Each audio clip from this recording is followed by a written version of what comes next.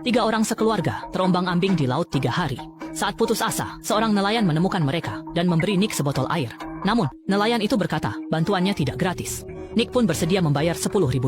Karena nelayan itu diam, Nick menaikkan tawaran jadi $40.000, semua tabungan mereka. Tapi, pria itu tetap tak bergeming. Pria itu bertanya, "Berapa harga nyawa keluargamu?" Ia meminta $1 juta.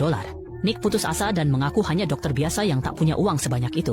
Namun si pria mengejek, biaya liburan Nick saja jauh melampaui gajinya setahun. Ia menganggap Nick kaya. Saat pria itu pergi, Nick yang marah langsung mengejarnya. Nick yang lemah terpaksa menyetujui permintaan pria itu demi waktu mengumpulkan uang. Tiba-tiba, pria itu memukulnya hingga pingsan. Saat terbangun, Nick terikat dan kehilangan anak istrinya. Pria itu berjanji membawa Nick ke bank kota untuk mengambil uang sebelum kembali menyelamatkan keluarganya, sambil mengancam akan membunuh mereka jika Nick berkhianat. Sesampainya di daratan, Nick segera menghubungi teman-temannya, namun hanya sedikit yang mau membantu.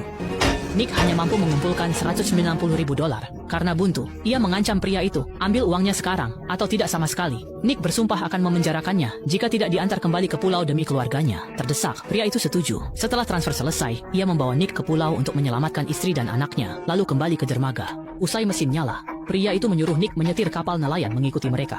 Saat Nick masuk ruang kemudi, si pria tiba-tiba mengunci pintu dari luar.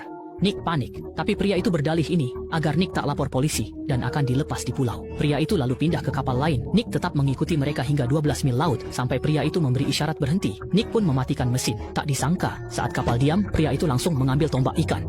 Lalu dia melompat ke kapal nelayan Nick. Sadar situasi memburuk, Nick berteriak agar dia berhenti. Teman pria itu pun tak tahan dan berusaha menghentikannya, tapi langsung dibentak. Dia melakukannya karena takut jika keluarga Nick selamat, mereka akan melapor. Pria itu sadar para nelayan berniat membunuh mereka demi menutupi jejak, jadi dia nekat menabrak kaca untuk kabur. Sayangnya, kaca itu buatan Tiongkok.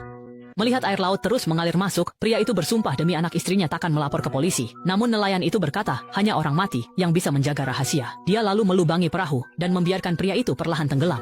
Nelayan itu pergi dengan puas, mengira semua masalah sudah selesai. Namun demi keluarganya, pria itu mengeluarkan kekuatan yang belum pernah ada sebelumnya di saat kritis.